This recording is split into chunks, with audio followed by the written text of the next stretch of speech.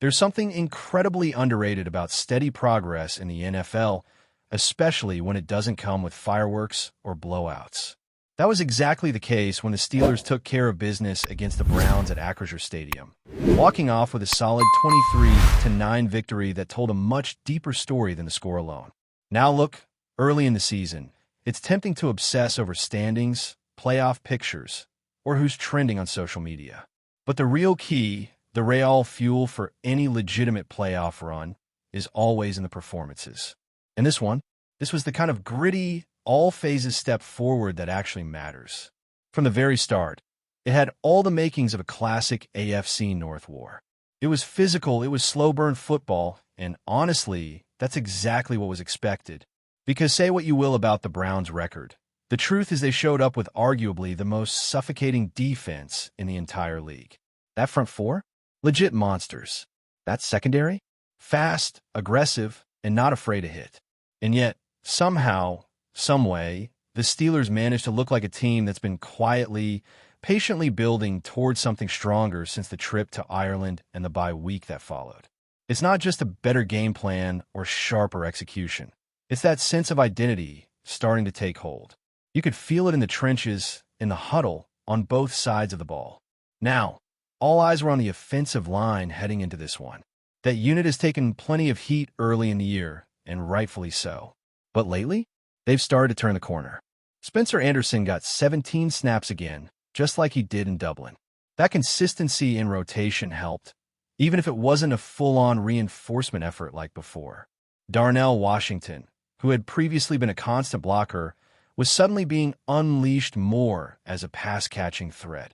A clear signal that the staff trusted the line enough to take off the training wheels. And guess what? They got the job done.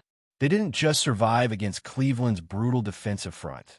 They held their ground, won key battles, and made big-boy football plays when it counted.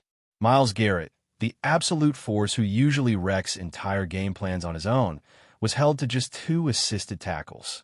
No sacks, no turnovers, no highlight reel chaos. That's not a mistake. That's scheme, discipline, and execution from the line. And yes, of course they doubled him. You'd be crazy not to. But credit where it's due. Broderick Jones and Isaac Sumalo handle their business. That's not small-time stuff. That's trench warfare at its finest. When you come out of a game like that and your quarterback is still standing tall, your run game didn't completely evaporate, and your O-line isn't limping off in pieces, you tip your hat. That's a win in itself.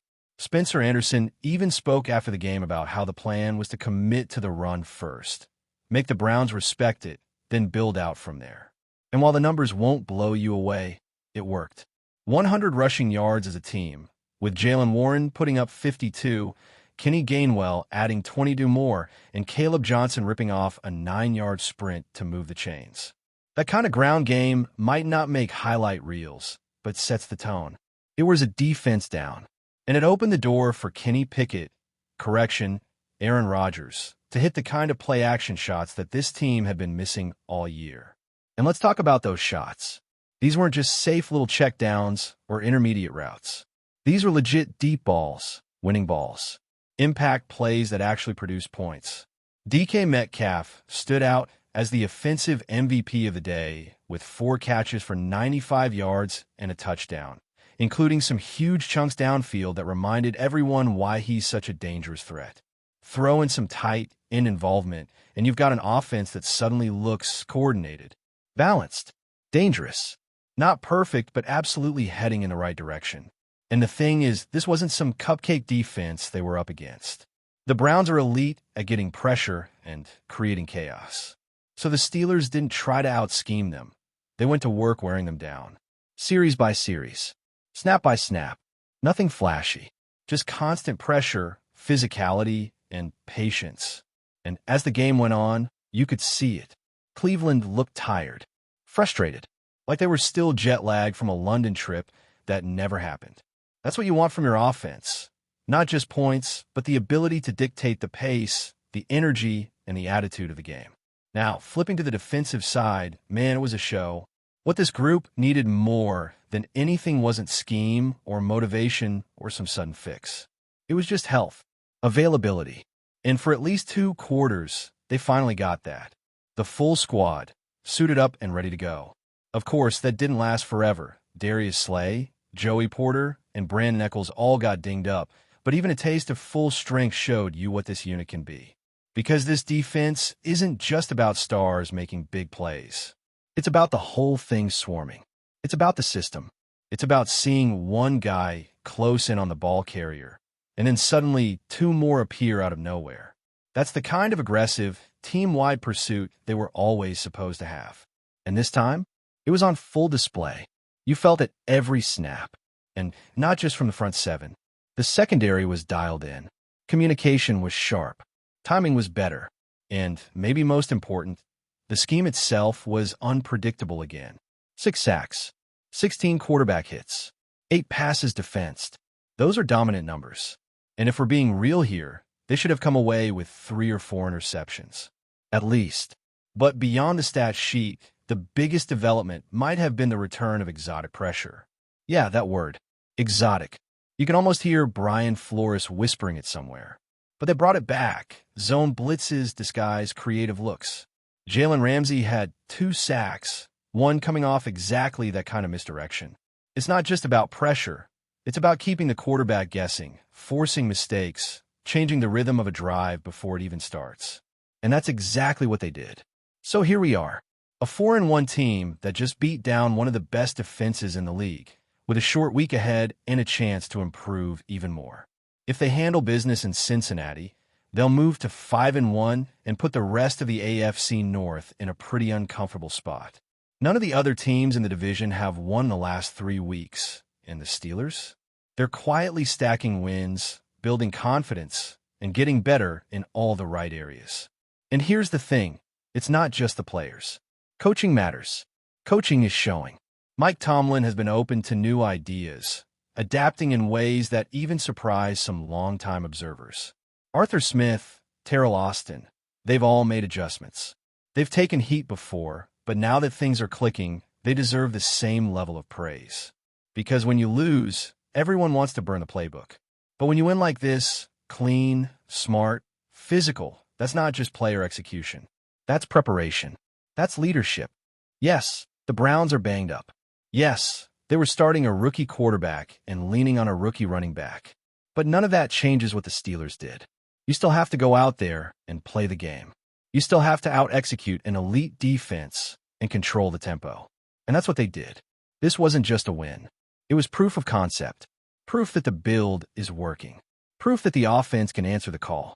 And proof that this defense, when healthy and humming, can be something special. There's a part of this win that might fly under the radar, especially for the casual fan just glancing at the scoreboard or skimming through the highlights. But for the ones really watching, the ones who saw how this team was operating at every level, it was clear. This wasn't just about individual moments. It was about flow. It was about rhythm. It was about seeing a team execute with purpose, both offensively and defensively, from drive to drive, quarter to quarter. And that kind of cohesion, that's not something the Steelers have consistently shown this season. Until now. When you look back at how the offense performed, you start to appreciate just how different it felt compared to earlier games. There was balance. There was tempo. There were adjustments being made in real time. And most importantly, there was confidence. Not just from the quarterback or the play callers, but from the entire unit. The offensive line, which had been a constant concern early in the year, looked like a group that had figured out their communication. The protection schemes made sense. The pocket wasn't collapsing the moment the ball was snapped. And that alone changed the entire complexion of the game. Because when you give your quarterback even just a second more to read the field, you give your offense a chance. You let receivers finish their routes. You let the running game breathe. You let the system work. And it did. 335 total yards. 19 first downs. 0 turnovers. That's not just solid football. That's efficient football. That's the kind of stat line that speaks to discipline, execution, and trust in the game plan. And for once, it wasn't just one guy trying to do too much. Everyone had a role, and everyone played it well. What stood out more than anything, though, was the situational awareness. Third downs, red zone, clock management. Areas where this team has stumbled before were handled with poise. You could see in the way Kenny Pickett orchestrated the offense. He didn't force throws. He didn't panic under pressure. He stayed within the structure and let the game come to him. That's growth. That's what you want to see from a young quarterback in a division known for eating young quarterbacks alive. He took what the defense gave him, stretched the field when it was available, and most importantly, avoided mistakes. That might sound simple, but against the Browns? That's a major accomplishment. Chris Boswell, as always, was automatic. 3 field goals, should have had a 4th if not for a field condition that, frankly, should be talked about more than it is. But that's a discussion for another time. The point is the Steelers weren't just scoring. They were finishing drives. They were putting together complete possessions that ended with points. And that, in turn, helped the defense.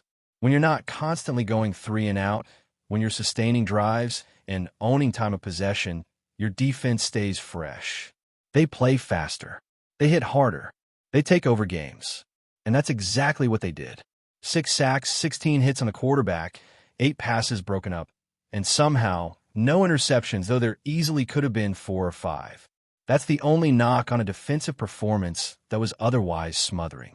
The pass rush was relentless, but it was the coverage behind it that really tied it all together. The disguises, the rotations, the zone shifts, it all worked. There were blitz packages that clearly caught the Browns off guard, and the way the secondary baited throws and jumped routes, that was textbook. And let's not forget what the Steelers' defense was actually dealing with. They weren't facing a high-powered offense, but that's never the point in games like this. The point is staying focused, staying sharp, not letting up just because you know the other side isn't stacked. That's what good teams do. They don't play down to the competition. They show up and dominate, no matter who's across the line. That's what this defense did. From the opening snap, they looked fast, physical, and unified. Communication was tight. Tackling was clean. And everyone looked like they knew exactly where they were supposed to be. You could see it in the eyes of the players afterward. This game meant something to them. It wasn't just a division win or a bounce back after the bye. It was a measuring stick. They knew what the Browns' defense brought to the table. They knew the narratives, the doubts, the stats. And they answered all of it. This wasn't luck. This was a game they earned. They out-hit, out-thought, and outlasted a defense that prides itself on being the most physical in the league. That matters. And look, not everyone's going to see it that way.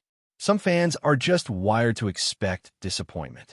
They'll look at the Browns' rookie quarterback or the missed chances on defense and somehow come away grumbling. That's fine. That's football fandom. But for the players in that locker room, for the people actually in the trenches, this was a legitimate statement win. Not because of rivalry history or standings, but because of how it happened, because of what it required.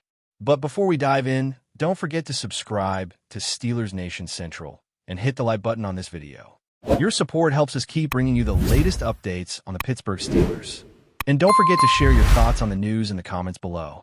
In a shocking turn of events that has sent ripples through the NFL community, the league has reportedly nullified the outcome of the highly anticipated matchup between the Cleveland Browns and the Pittsburgh Steelers.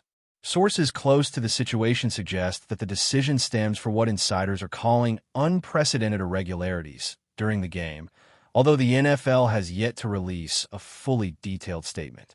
Fans, analysts, and players alike are left scratching their heads as speculation swirls over what could have possibly prompted such a drastic measure.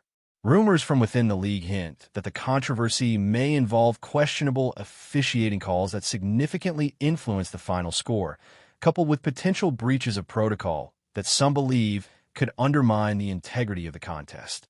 While Browns and Steelers players have remained tight-lipped publicly, whispers in locker rooms suggest a mixture of disbelief, frustration, and, in some quarters, relief, depending on where loyalties lie.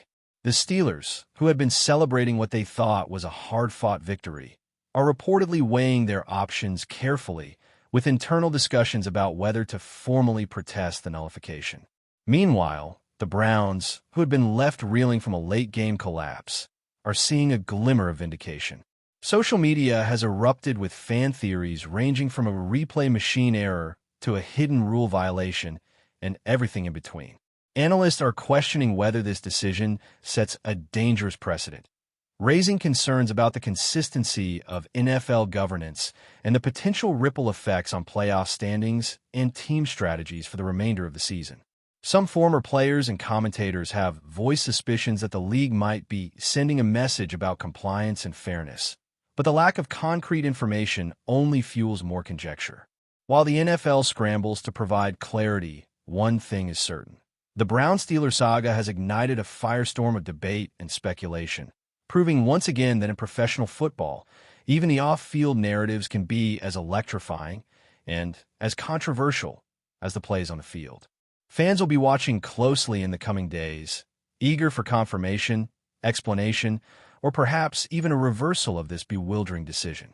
Until then, the rumor mill continues to churn, and the tension between these historic rivals has reached a fever pitch unlike anything seen in recent memory. That's it for this update.